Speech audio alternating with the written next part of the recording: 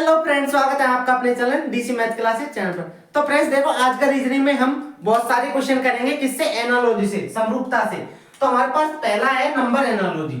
अब जो मैंने पिछले वीडियो में बताया है, तो आपने अगर पिछला वीडियो नहीं देखा है तो डिस्क्रिप्शन में जाइए और वहां जाके डिटेल से देखिए कि क्या होता है इनमें जनरली। तो देखो, हम करते हैं आज का वीडियो हमारा स्टार्ट। अब देखो, आपको 10 मिनट के वीडियो में ये सारे क्वेश्चन आपको सॉल्व हो जाएंगे।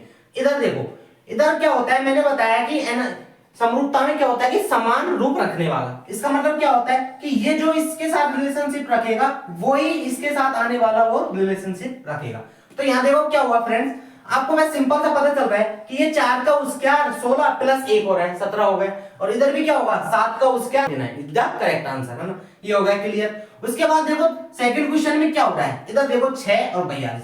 तो आप क्या सोचोगे, 6 से 42, हम 6 का 7 गुना कर दे तो 42 आ सकता है। अब इधर करेंगे तो 7 का 7 गुना 49 हो रहा है क्या? नहीं, 49 हो रहा है, चलो हो रहा है, लेकिन ऑप्शन में देखो 49 है क्या? कहीं आंसर में नहीं है, तो हम कुछ और सोचेंगे। तो रीजनिंग का मतलब ही क्या होता है हमारे पास? तर्क शक्ति, मतलब सोचने की क्षमता कि किस किस की सोचने की क्षमता क्या क्या है। तो इधर देखो, इधर मैंने क्या किया 6, अब 6 का उसक्यार किया, कितना आ गया 36, और प्लस 6 ही कर दिया उसमें, 6 का उसक्यार किया उसमें 6 जोड़ दिया तो कितना आ गया 42। ऐसे ही इसका करूंगा मैं, 7 का उसक्यार किया तो कितना आ गया 49, प्लस 7 जोड़ दिया तो कितना आ गया मेरे पास 49 और 7 56, जो कि ये रहा। ये इसका क्या हो जाएगा, इसका करेक्ट आंसर हो जाएगा। अगर देखो समझ में आया तो वीडियो को लाइक जरूर कर दे अभी तक। अब देखो अगला क्वेश्चन हमारे पास तीसरा क्वेश्चन। तीसरे क्वेश्चन में क्या हो रहा है, इधर देखो 12, 72 और 8। अब सोचो 12, अब आप 12 से 72 कैसे लाना है? 12 छिकी 72, आपके दिमाग में यही आएगा सबसे माइंड में। नॉर्मली जो फर्स्ट बार रीजनिंग पड़ेगा 12 छिकी 72, चलो 72 आ गए। ऐसे ही 8 छिक 48 आना चाहिए, लेकिन 48 ऑप्शन में है क्या? नहीं है। तो हमें कुछ और सोचना है। कुछ और सोचेंगे तो क्या सोचिए, आप लगाओगे दिमाग, क्या सोचना है इसमें?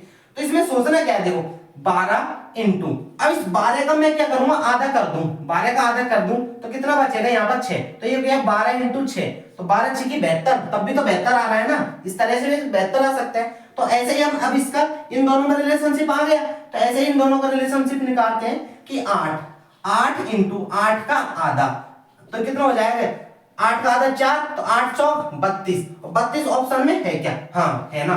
देखो करेक्ट आंसर कितना हो जाएगा 32, इसका करेक्ट आंसर हो जाएगा। अब आगे देखो क्वेश्चन नंबर 4।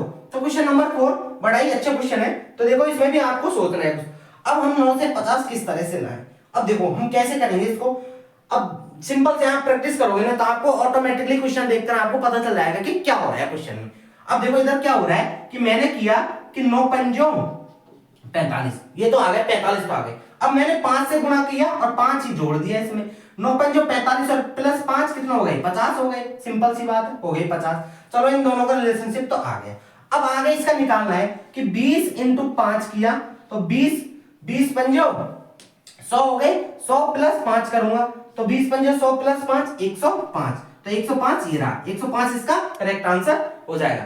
आइए फ्रेंड्स समझ में आया होगा, क्लियर, छोटी सी छोटी, बिल्कुल सिंपल है रीजनिंग है ना, ये समरूपता है, ऐसा कुछ नहीं है इसमें। अब क्वेश्चन नंबर 5 देखो हमारे पास क्या है, 2 32 3। अब सोचोगे आप कि क्या हो रहा है यहाँ पर। अब इसमें तो मेरा भी दिमाग थोड़ा चकरा गया कि क्या हुआ इसके अंदर। तो इसके अंदर देखो हुआ क्या, मेरा आ गया फिरियाल कि क्या हुआ। अब मैंने पढ़ा रखा है जैसे 2 की पावर 5, 3 की पावर 5, 4 की पावर 5। अब ये सब आपको पढ़ना पड़ेगा, तो तभी तो मैथ रीजनिंग सॉल्व करने के लिए मैथमेटिक्स की सारी संक्रियाएं आपको माइंड में रखनी होनी चाहिए। तो 2 की पावर 5 कितना होता है मेरे पास 32 होता है, और इधर 3 की पावर 5 होता है 243 होता है। इसी तरह से इनको भी आपको सबको याद कर लेना है ना। तो इधर देखो, इधर इन दोनों में रिलेशनशिप क्या हो जाएगा, 2 की पावर 5 32 हो गया, इधर तो इधर क्या आने वाला है 3 की पावर 5 कितना 243 का करेक्ट आंसर हो जाएगा। अगले क्वेश्चन में क्या है, क्वेश्चन नंबर 6 में देखो, अब सिंपल सा दिख रहा है, इधर 1 इधर 8। अब हमें पता है कि हमें तो 8 लाना है, ये 8 कैसे आ सकता है?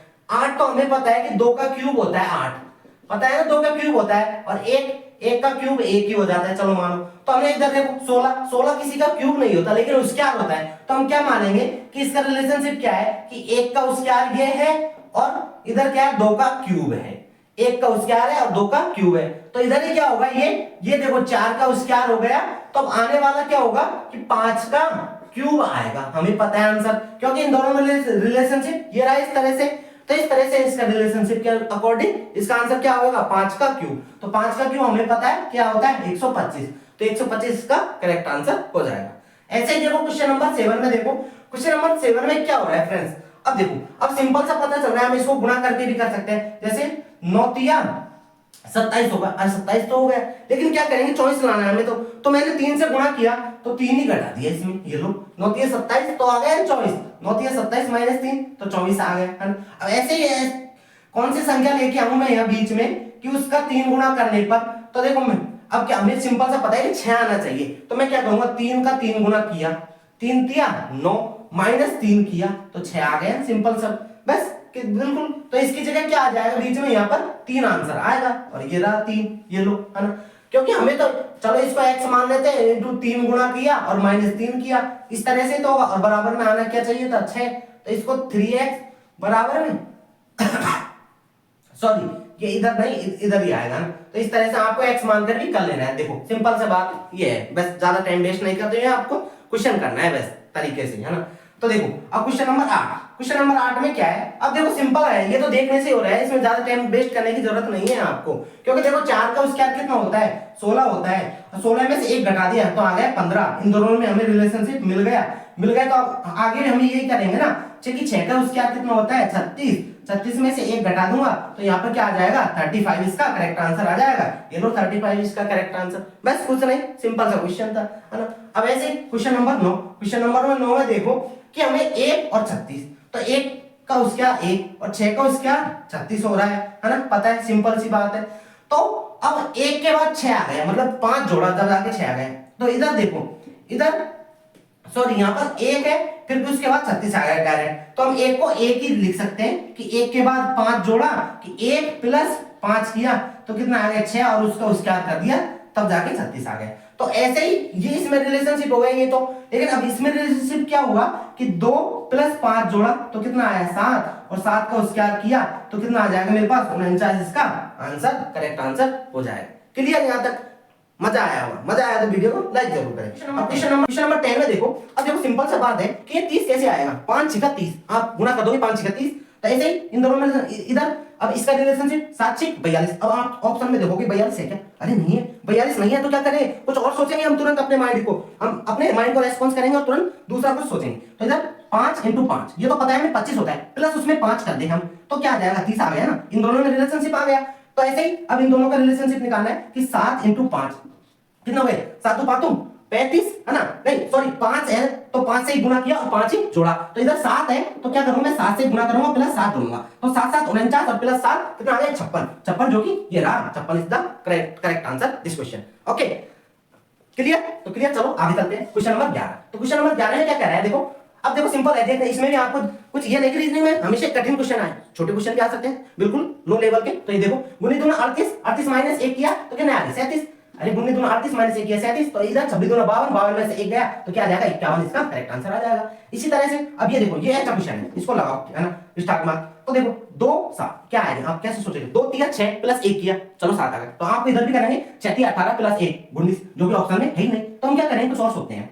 क्या सोचा कि 2 का स्क्वायर किया मैंने 4 आ गया, अब 7 लाना है तो प्लस 3 किया तो आ गया 7, है ना, इन दोनों में रिलेशनशिप पता चल गया हमें। तो ऐसे ही इसमें करना है कि 6 का स्क्वायर किया कितना आ गया 36 आ गए, 36 में कितना जोड़ना है 3, क्योंकि हमने इधर 3 जोड़ा स्क्वायर करके तो इधर भी 3 ही जोड़ना है, 36 और 3 कितना आ गया मेरे पास 39, 39 ऑप्शन में है, 39 ऑप्शन में है तो करेक्ट आंसर क्या हो जाएगा इसका 39 करेक्ट आंसर हो जाएगा। क्लियर फ्रेंड्स, तो अब इधर देखो क्वेश्चन नंबर 13, तो इधर देखो अब सिंपल सा 10 101 और 20, तो हमने किया कि 10 × 10 करेंगे और प्लस 1 किया तो क्या आ गया मेरे पास 101 है ना। एक फर्स्ट में आप ऐसे सोचोगे है ना, देखो तो मैंने ऐसे ही सोचा 20 × 10 किया तो 200 प्लस 1 किया 201, ऑप्शन में देखा 201 है क्या, नहीं है ना, तो मैंने तुरंत चेंज किया अपने माइंड को, और तुरंत चेंज किया फैसले को, और तुरंत इसका कुछ और सोचा कि मैंने किया 10 का स्क्वायर किया 100 प्लस 1 किया तो 101 आ गया, दोनों में रिलेशनशिप आ गया। तो हम इनको निकालना है, तो 20 का स्क्वायर कितना हो गया 400 और प्लस 1 किया तो कितना आ गया 400, एक इसका क्या आ जाएगा करेक्ट आंसर 401 आ जाएगा, बस सिंपल सा ये है। ऐसे ही क्वेश्चन नंबर 14, अब देखो ये तो देखता ही हो गया, देखो कुछ नहीं 1 का क्यूब 2 का क्यूब और 3 का क्यूब, सॉरी हमें तो ऐसे रिलेशनशिप निकालना है 1 का क्यूब 2 का क्यूब, तो इधर हमें पता है ये 3 का क्यूब है तो इधर क्या आ जाएगा 4 का क्यूब क्या आ जाएगा 64 आ जाएगा, 64 इज द राइट आंसर। अब देखो इस क्वेश्चन को आपको सॉल्व करके कमेंट में आंसर जरूर बताना है।